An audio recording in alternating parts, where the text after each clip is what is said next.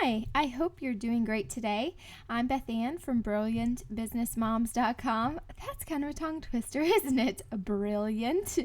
At any rate, in this video, which is part of the Get Found Guide to Etsy, I'm going to show you all of the places where you should be putting that long tail keyword phrase that you've decided is your top priority for a given listing. So in one of our other videos, I showed you how I decide which long tail keyword phrase I want to target for a listing. So at this point, you should be thinking, okay, great. So I want to target that phrase. Like, what does that mean? What does that even mean? What am I supposed to do with this phrase? Where should I put it? What is this SEO thing all about? So I'm going to show you. All right, so let's say the long tail keyword phrase I want to target for one of my products is educational gift for children. Okay, so I'm searching here. Here's our listing that I wanted to target that keyword phrase for, and clearly we're doing great with it because we're in the very second search result spot for this long tail keyword phrase. So that's awesome. So we're beating out over 2,000 other listings. That's pretty great. These three above are ads. If you didn't notice, they have that little ad in the corner. So those are promoted listings, and we will actually cover that in another video and how that can help your shop. But at any rate, so here's my listing, educational gift for children. So I had decided a while back that was a phrase I wanted to target. And this was after I had picked the more specific product phrases like terrarium kit or DIY terrarium kit or, things related to butterflies. But I decided okay, I have plenty of listings that are capturing that those keywords. Let's go a little more general, but general in the sense that this would be a great educational gift for kids. So I'm trying to reach out to my target audience who may be looking for something unique, obviously looking for something educational, and our terrariums may just fit the bill for them. So, okay, so the first place you want to have that long tail keyword phrase is in your listing title. And the long tail keyword phrase that you've decided is your top priority for that listing, put it first. So here it is in the first spot. And one thing to note here, I have mentioned this in other videos, but just want to emphasize this again. You can absolutely say, okay, this is what I'm targeting, educational gift for children. But by adding these extra words or teachers, that doesn't limit you at all. That's totally fine. And it'll just help you to get found in more ways. So that's fine.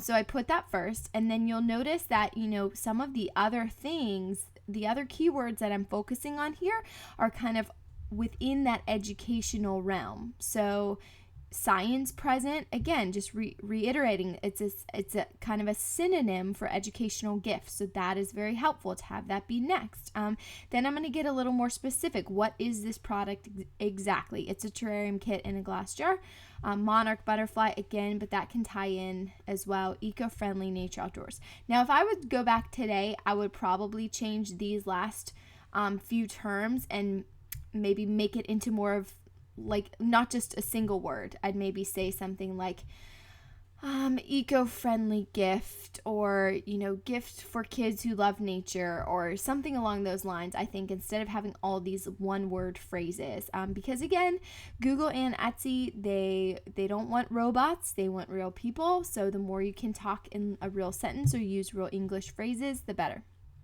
Okay, so that's the first place I put in my listing title. All right, going down the line, listing description. So with this, I want to make sure that educational gift for children, that phrase is within this first paragraph. That's the rule that I like to stick with. Now, Google does see everything, your whole listing. They see all of the content here. So you can put it in other places, but I just like to prioritize it within that first paragraph. But one thing you shouldn't do, and I see a lot of Etsy sellers do this is not good SEO practice.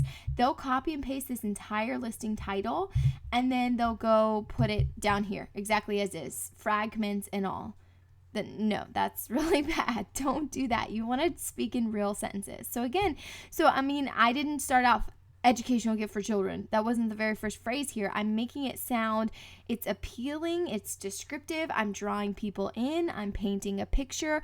All of the things that you've ever heard about copywriting and good sales, that's what you need to be doing here. You need to evoke feelings and emotions, and how is the customer going to feel, and not just the features of your product, but the benefits of your product to your customer.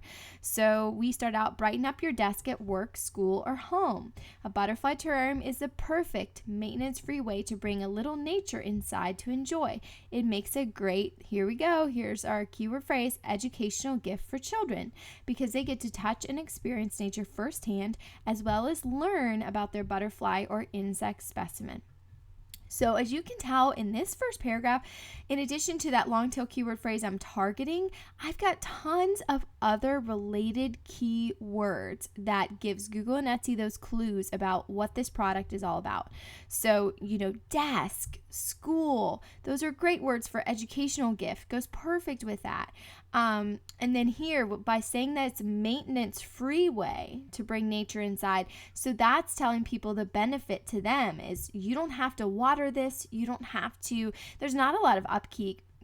It's a great educational gift, and once your child puts it together, it'll last for a while, and that's it. No mess, no dirt, nothing like that. So again, just the benefit there. And then again, the benefit here, they get to touch and experience nature firsthand. Because how many times, maybe you've had a butterfly land on your hand one time, but it's very seldom, and you don't get to stop and really inspect the butterfly and examine little legs and the antennae and the wings and what is all of that like. And when you have a butterfly specimen, it's really incredible. Even as a grown-up, I'm just always in awe of the butterflies and insects that we have, and getting to just have them in my hand and explore them. It's really cool. So again, here's some more keyword phrases. Butterfly or insect specimen. So that goes along with the sciencey keyword we had, with the education thing, with the nature thing. All those keywords are tying in together. Okay, and then down here again, I'm giving more benefits. We're going to give you instructions. We're going to give you educational info. You don't have to be craftastic to create a beautiful keepsake that will last for years. Okay, so I know I'm getting into other things other than where your keyword phrase should be, but just want to point out some other things that you should be including in your listing description. At any rate, start that first paragraph, list all the benefits, emotions, tell a story, use that long tail keyword phrase, use synonyms, use related phrases, and then you do want to also have a spot where you talk specifically about measurements, what's included, all the details of your product, how's it made, what's the process. Do as many details as you can give your customers, the better, because you'll never turn someone off by describing too much or giving too many details. Because if they look at your product and they love it and they're like, oh, I don't need to read this. Whoa, look at all this. I don't want to read all that. Who cares? If they looked at it and they loved it, they're going to buy it anyways. But the reason you have all the details, well, for one thing, you have all the details because you'll get found more often on Google and on Etsy because you're including more keywords. You have a more helpful listing for people. But the other reason to include all those details is for the customers who might be on the fence. You want to answer all their questions before they have them. And just give them all the information they need to make a decision right then and there. So then down here we have our handling instructions. We tell people, hey, listen, you can do our design, or you also have the benefit of getting to be creative and doing your own design with your kids. And then we talk about where our butterflies come from. So at any rate, and I would say we could stand to be longer here. We could stand to talk a little bit more. We could talk specifically about the monarch butterfly, maybe give fun educational info right here in this post. That might beef it up a little bit. And then something else that I should have been doing here is interlinking. I should have included links down here that said, and I've done this in several of our listings, but I haven't done it in all of them like I should, which is have a little thing that says, see more of our medium-sized jars right here, our medium-sized terrarium kits, or check out our big butterfly domes, or check out our kid-friendly small butterfly jars that are plastic so they won't break. So you would want to do that and include those links to other sections of your shop, because that is awesome for SEO. The more you're linking, that's something that someone else could click and it keeps them in your shop for longer. That's good for SEO. And just in general, every link that points back to some area of your shop is essentially like a vote for your shop and a vote for its strength within search engines. Okay. So then coming down here, the other place we need to put our long tail keyword phrase is down here. So the problem here that I think a lot of people get hung up on this is educational gift for children. That's way too long. You can't, your listing tag, one tag will not let you fit all of those words. So here's what you need to do. The one mistake I see a lot of people doing is they'll break up their keyword phrase in a way that makes it not sound like English anymore. Like they'll say educational gift for one of their phrases, and then they'll have the other phrase be for children. Okay, but for children, like nobody says that. Do you know what I mean? So what you want to do is have a tag that is educational gift. Here we go right there. And then have another tag that's gift for children. That way all of your tags sound more like English. And I will say too, again, I think I need to go back and change some of these. Like some of this is so you can get more keywords in there, more clues, like science outdoors doesn't quite go, or nature woodland. If I was really getting creative and doing my very best, on each listing, I would want to go back and potentially change this and somehow make it into a phrase. It does get really tricky though, because they don't give you many characters for each tag. So it can get hard. But again, here's another great phrase that fits this listing well: present for teachers. So I'm using a synonym, and then I'm using something related to education. Let's see. Monarch butterfly, I'm getting more specific, and this as well. So craft activity, kind of a weird phrase, but it still sounds like English, and it fits this, what I'm focused on here. And same thing with classroom supplies, desk accessories, desktop display. They deal with education, so they're synonyms for the keyword phrase I'm trying to target, but they also make sense.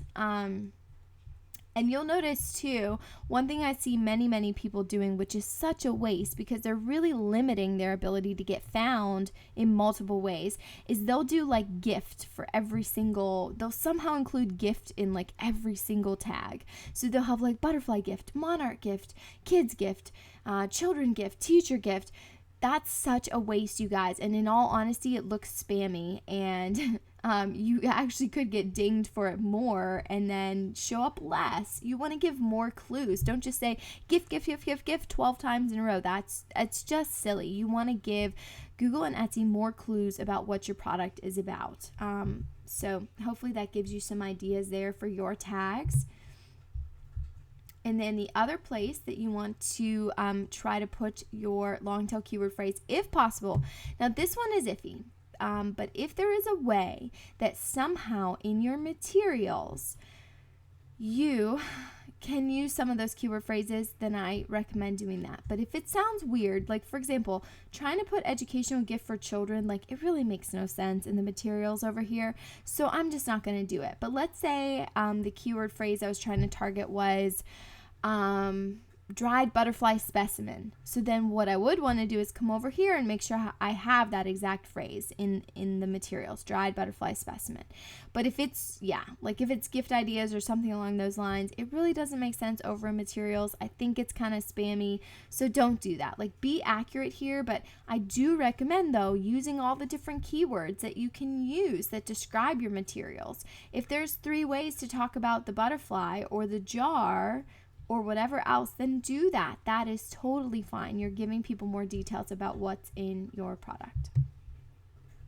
Okay, so I think that is it, you guys. Well, the only other thing to mention, and this doesn't matter on Etsy, but it does matter if you are talking about your product, for example, on your own website, or let's say you're doing a blog feature on somebody else's website, or even an advertisement on somebody else's website, then you want to make sure that you are saving your images with that same long tail keyword phrase that you're really looking to target. Now on Etsy, what happens when you upload your 5 images is that they go into this database and they rename them by numbers, and so I believe that you lose all of those keyword phrases, even if you saved it on your computer with that image name. But here's the thing, you never know when that could change somehow.